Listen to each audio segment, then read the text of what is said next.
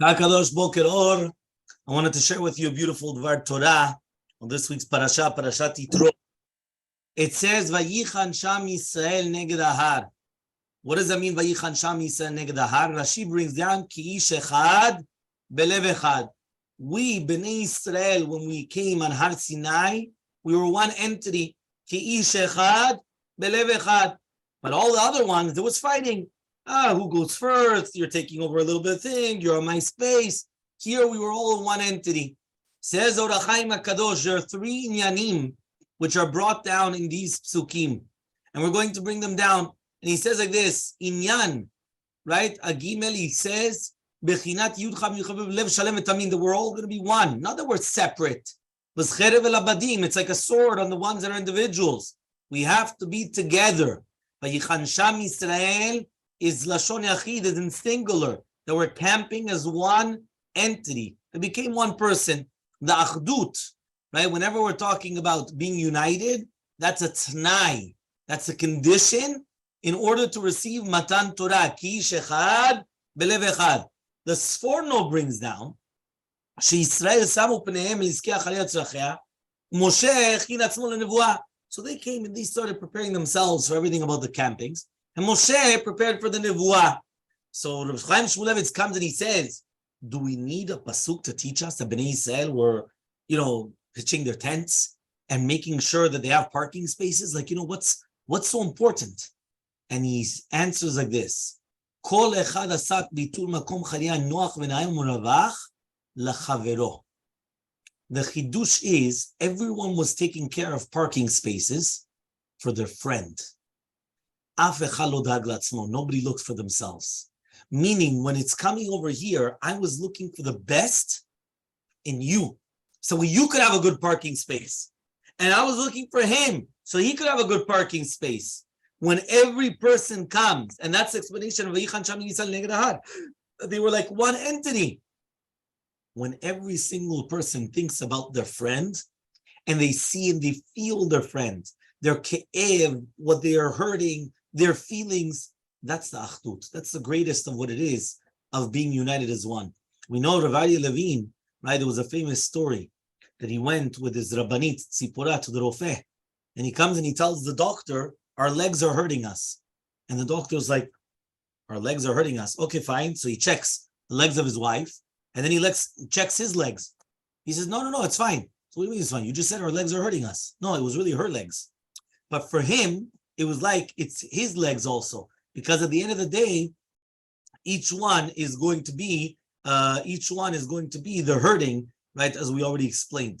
So now he comes and he says, when Yosef Tzaddik comes and he was sold through his brothers, what happened? He goes to jail at the end. He goes to the wife of Potiphar. He goes to Potiphar. Finally, he ends up in jail. What was the beginning of the good? What was the beginning of his redemption? The beginning of his redemption was when he looks at his friends and he says, what's wrong? He's able to see them and saying, there's something wrong here. What's bothering you guys? How can I help you? Right? Madua penechem ra'im hayom. Why are your face? Why is it bad today? Meaning there has to be something of, and that's everything. From here already, all of a sudden everything started flying. All the redemption, he was taken out of it. Everything started from those four words. What's going on? How are you today? Okay, and therefore comes the rabbis and they say it's very, very important for us to know this. There was a story which is brought down over here, right? There was in Monsey by New York. There was somebody called Rav Kalman. It doesn't say his last name. Rav Kalman Aleph, let's say, that he was known, right, as a Yehudi Yireh Shamayim person, a Jewish person, Yireh Shamayim. He found his in different, he was doing Parnasa. It happens a few times that Rav Kalman, he used to separate from his family. He used to go on the plane, right? And he used to go to Beijing, very, very far away. He used to buy all these different things, right? And then he used to find it a very, very low price. And then he used to come and he used to sell it in America. And he used to make his money. Okay, fine. So during the years, right, he was always very, very good until all of a sudden something happened. Right, it was in the middle of the winter time, and all of a sudden he says that he didn't get a good feeling. Why? the schora, the inventory that he brought right, at the beginning was actually very, very bad quality. So he had to actually give back a lot of the money, right, to the people because they were coming back, bad quality, knew what's going on, and now he gets stuck. So all of a sudden now he has a very big dilemma because he doesn't have money, right? The Parnasav of Kalman all of a sudden was, it took a big beating. And he comes and he says, so what's he going to do now? In order to go to China, in order to bring new inventory, right, he needs a lot of money, thousands and thousands of dollars cash. Now, he didn't have a problem because usually he used to have the money from what he made, and then that was the flip over, and he kept on going. Now, all of a sudden, if he doesn't have the money, how's he going to do it? How's he going to get the parnasah for his family? So, right, he's coming, he's got this, on his head until he says there's no brera, right? He comes and he wants to do an action, even though it's not lo naim. He comes and his eyes are down. He goes to the Bet Knesset to his friend Rabbi Moshe, and he tells him, "Can I speak to you?" Right, very, very important. Rabbi Moshe, he says, right? It's sorry, if I'm going to bother you, whatever it is, but I have a shelah chashuvah. B'dakot krovot in the next few minutes, right? Kalman comes and he tells over his problems on everything that happened, right? And that he's going to have to travel and he's going to need, mizuman, he's going to need, cash. And at the end, he comes and he says, maybe can you lend me some money, right? So, it was very, very hard in the hearts of Rabbi Moshe. He knew, right, that, he knows that basically in the basement of his house, right, he's got, these old shoes and this, and he didn't even, all these different things. And there he's got $100,000, right, in his old shoes that he's watching, right? He's saving it in order to marry off his daughter. Now, this could save Rabbi Kalman, right now, right? And he could come back, and even before his daughter gets engaged, he has it. But mitzad sheni, he's putting himself now into a danger. Maybe he's going to lose the money, and then maybe. So after a few minutes of thinking, Rabbi Moshe comes and he says, I have it in my mouth. I have it in my house. So he comes and he says, Schum atak, karov $100,000. I have close to $100,000, right? That I've been saving the entire time for my daughter's wedding, right? So he comes and he says, I'm sure you're going to have atzlacha, and therefore I'm going to lend it to you for 5 months, right? Until then, do all your business deals, do everything that you can, and then you come and you pay me back. They're still speaking. They go to the house of Rabbi Moshe. Rabbi Kalman, he's asked to wait in the salon.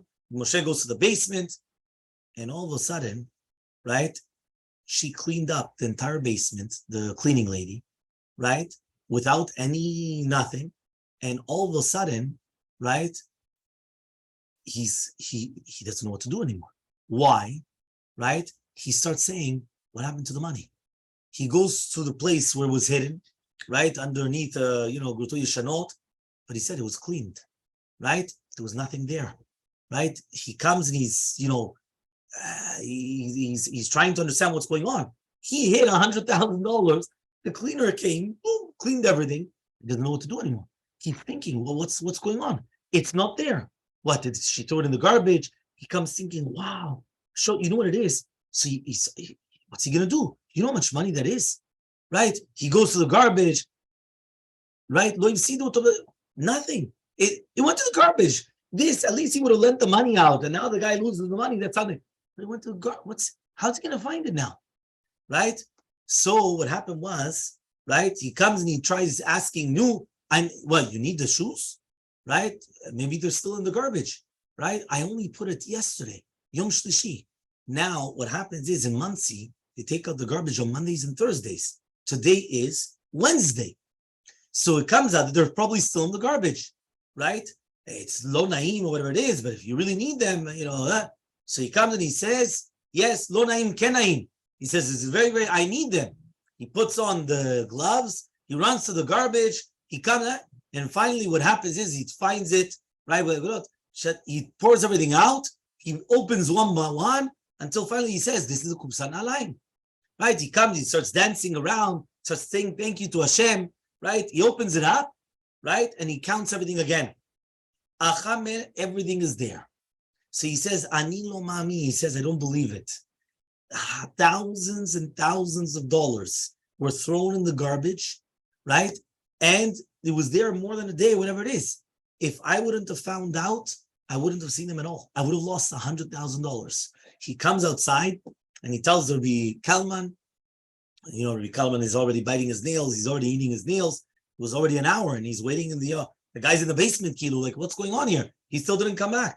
All of a sudden, he sees Rabbi Moshe and he has all the money in his hands. His eyes lighten.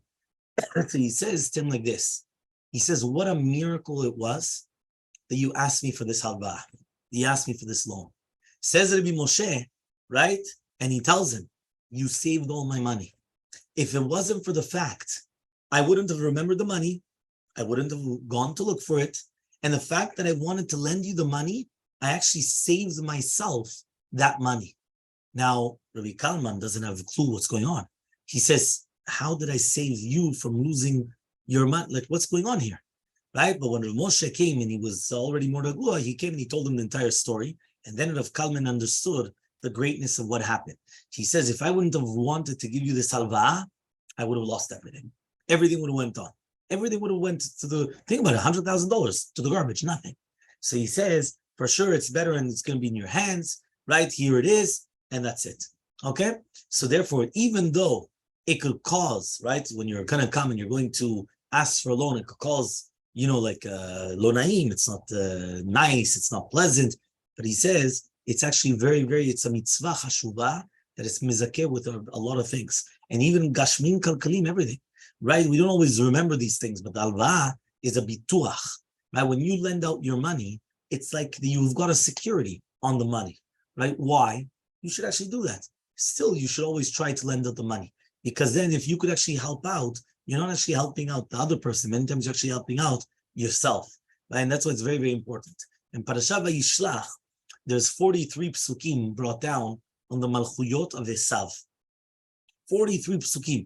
Aluf zeh, aluf zerach, aluf mizah, aluf this, that. It keeps on going. And we're asking why. Like, it doesn't make sense. Why are you going to such a, about the, the kingdom of Esav? What's going on? So we already know that Oziel Kadosh and everything. They say that these are the attributes of Esav, and that before the Mashiach, they have to actually come and they have to do all these, all these kingdoms have to become kings before the Mashiach comes. We know that we are right now in Galut Edom, which is more than 2,000 years, and it's a bit just around 2,000 years. So he says this is considered, right, the last step of Edom, the Zesav Edom, right, which is basically Ain Ra'ah. What is Ain Ra'ah? This generation is always that they don't have a good eye. They don't want to give. And therefore, since they don't want to give, that's going to be the problem, because they're lacking love. The Bet HaMikdash, the second Bet HaMikdash, was destroyed because of Sinat Chinam. And as long as we don't have a good eye, so then what happens is that's what's going to happen. So therefore, he comes and he says, that's why we have to be mivater and say, no, we want it to happen. Rachel Imenu was the first one, right, that she came and she wanted to have a good eye. Miritzona, from her own will, she wanted to give over the Simanim. Why? Not to have a good eye in her, that she should actually come and she should have success. The Le'ava, this flame passed over to Yosef, and that's why it actually helped him out. That immediately what happened is that he comes and he says, what's wrong with you? I want to know the good with you. And therefore, it's so important to understand that what we have to learn in this week's parasha is, does not just mean to be united. It means that we should always think about the second person. We should always think, how is it going to be good for my friend? How is he going to join? And that's why when the Sforno says that they were worrying about camping, Chaim Shmulevitz explained, it's not just stam that they're worrying about where their parking space is. What's the best for them? I was worried for them. They were worried for them. They were worried for them. Each one was looking what is the most worried for each other. If we're going to actually do that, Bezrat Hashem will be zocheh to having the Bet HaMikdash rebuilt, Bezrat Hashem, speedily in our days.